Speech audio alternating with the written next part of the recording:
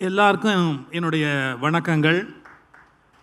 Britain இந்தியாவை விட்டு போனாலும் பிரிட்டானியா இந்தியாவில் தான் எப்போவுமே இருக்கும் அப்படிங்கிறதுக்கு ஒரு தனி மரியாதை. அது நம்ம ஃபேமிலி மெம்பர். பிரிட்டானியா நம்முடைய ஃபேமிலி மெம்பர். இதில் கூப்பிட்டு திருக்குறளை பற்றி, அதாவது திருக்குறளை பிஸ்கட்டில் கொண்டு வந்திருக்கிறோம் சார்.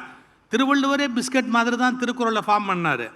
நாங்கள் திருக்குறளையே பிஸ்கட்டில் கொண்டாந்துருக்குறோம் சார். அதை பற்றி ஒரு ப்ரோக்ராம் பண்ணுறோம் அப்படின்னாங்க. ரொம்ப சந்தோஷம். நான் கொஸ்டினுக்கு எப்போயுமே கொஞ்சம் லேட்டாக வருவேன். இந்த பரீட்சை எழுதும் போதே கொஸ்டின் முதல்ல பீலாலாம் ஓட்டிட்டு அப்புறமா தான் நம்மெல்லாம் எழுத ஆரம்பிப்போம், எஸ்ஏ டைப்பு அப்படின்னு. நான் ரொம்ப நேரம் யோசித்தேன், மில்க் பிக்கிக்கும் திருக்குறளுக்கும் என்ன சம்மந்தம் இருக்க முடியும் அப்படின்னு ரொம்ப யோசித்தேன். அப்புறம் தான் எனக்கு புரிஞ்சது, பால் ரெண்டுக்கும் பொது. அதில் என்ன வேடிக்கைன்னு கேட்டால், அதுலேயும் முப்பால் இதுலேயும் முப்பால். அது என்ன முப்பால்னு கேட்குறீங்களா? முதல்ல பசும்பால், அடுத்தது நம்மீது அன்பால், நம்மீது உள்ள அன்பால். யார்கிட்ட கொடுக்குறாங்க? நம் பால். அதுவும் 3 பால் ஆகிப்போச்சு. பிரிட்டானியாலையும் 3 பால் ஆகிப்போச்சு. பசும்பால் ஆச்சு, அன்பால் ஆச்சு. அதை நம் பால் கொடுக்கறதுனால இப்போ அந்த முப்பால், அறத்துப்பால், பொருட்பால், காமத்துப்பாலோட தொடர்புடைய முப்பால் குறளை முப்பால் பிரிட்டானியா ரிலீஸ் பண்ணுறதுல எங்கள் 4 பேருக்குமே ரொம்ப மகிழ்ச்சி. முதல்ல அதுக்கான வாழ்த்துக்கள். Thank you sir. இல்லை என்ன, நான் ஏன் இவ்வளோ லீட் எடுத்தேன்னா, உங்களுக்கெல்லாம் கொஸ்டினே மறந்து போயிடும்.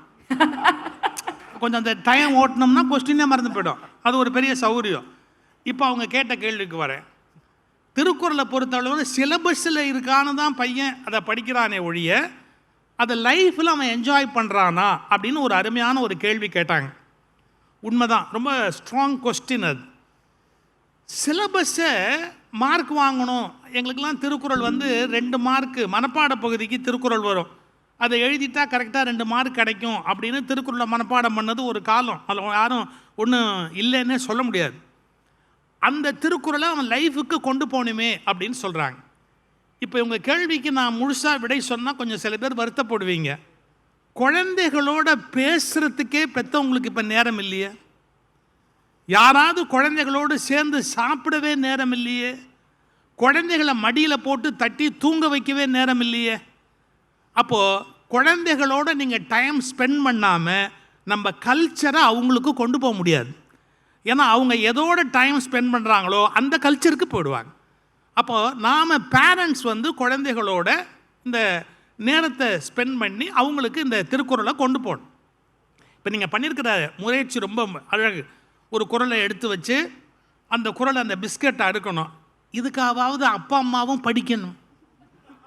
இது என்ன குறள்னு அவன் கேட்டான்னா இவங்களுக்கு தெரியாதுன்னு சொல்ல முடியுமா? அதுக்காவது அந்த குறளை அவங்களும் படிச்சாகணும். நீங்கள் பிள்ளைங்களை படிக்க வச்சிங்களோ இல்லையோம்மா, அப்பா அம்மாவை படிக்க வச்சிங்க பாருங்க, அதுக்கே ஒரு பெரிய விஷயம். திருக்குறளை நாங்கள் 100 தடவை நன்றி சொல்லணும். இந்த கல்ச்சரில் இருக்கிற ஒரு பெரிய விஷயமே என்ன அப்படின்னு கேட்டால், நிரந்தரமான சில உண்மைகள் இருக்குது. அது உலகத்தில் என்றைக்குமே அழியாது. பர்மனண்ட் வேல்யூ உடைய உண்மைகள் இருக்குது. இப்போது பொய் சொல்லக்கூடாது அப்படிங்கிறது என்றைக்கும் அழியாத ஒரு பெரிய விஷயம்.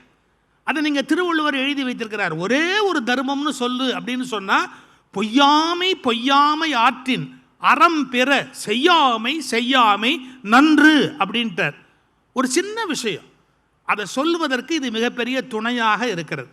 எனவே நம்முடைய பாரம்பரியமான விஷயத்தை குழந்தைகளுக்கு கொண்டு போகணும்னா சின்ன ஒரு ரிக்வஸ்ட்டு, ராத்திரி ஒரு 1/2 மணி நேரம் குழந்தைங்களோடு ஸ்பெண்ட் பண்ணுங்க. பேரண்ட்ஸுக்கு என்னுடைய ரிக்வஸ்ட், ஒரு 1/2 மணி நேரம் அந்த ஃபோனை தூக்கி அந்த பக்கம் வச்சுருங்க, உங்கள் குழந்தைகளை தூக்கி வச்சுங்க. ஒரு குழந்தை எழுதிச்சு, அடுத்த ஜென்மத்தில் நீ யாராக பிறக்க விரும்புகிறேன்னா ஃபோனாக பிறக்க விரும்புகிறேன். ஏன்? அப்போ தான் எங்கள் அப்பா மடியில் உட்காரவே முடியும்னு சொல்லிச்சு. அந்த மாதிரியான ஒரு நிலைமை வரக்கூடாது. ஒரு 1/2 மணி நேரம் நம்முடைய குழந்தைகளோட நம்ம ஸ்பெண்ட் பண்ணி ஒரு கதை சொல்லணும்.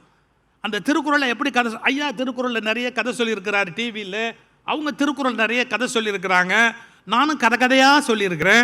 வாய்ப்பு இருக்கும் போது அந்த மாதிரி கதைகளை குழந்தைங்களுக்கு சொல்லுங்கள். திருக்குறள் அப்படியே அடுத்த தலைமுறைக்கு போகும்.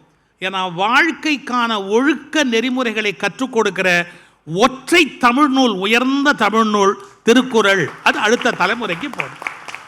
உங்க முயற்சிக்கு மீண்டும் ஒரு முறை பாராட்டு. Thank you sir. தேங்க்யூ.